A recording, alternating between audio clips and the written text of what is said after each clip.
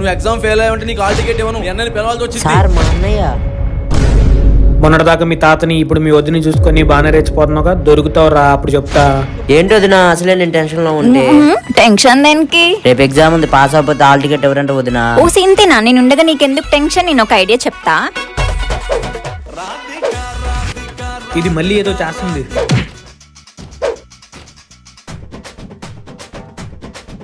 ఇంతేనా? ఇంతే, తర్వాత ఎంత పెద్ద క్వశ్చన్ అయినా ఈజీగా గుర్తు. మా కోసం ఎంత కష్టపడుతున్నావు కోళ్ళ. పర్లేదులే అత్త. ఏంటిది? రే వదిన చెప్పింది కదా, ఇది తాగితే నువ్వు ఎగ్జామ్ లో ఏం మర్చిపోవంట, తాగు. వీడి పరిస్థితి చూస్తుంటే